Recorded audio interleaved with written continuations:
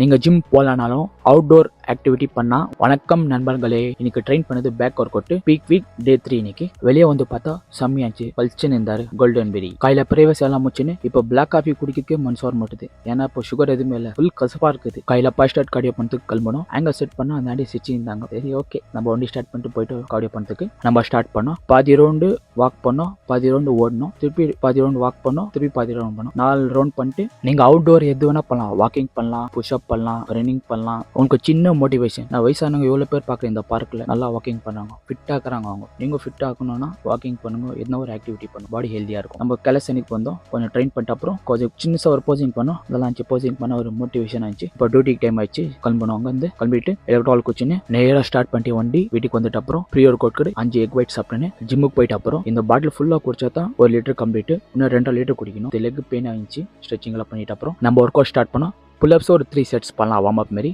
First work out நம்ம beyond the neck பண்ணலாம். ரெண்டாவது work out seat drawing full stretch பண்ணுங்க.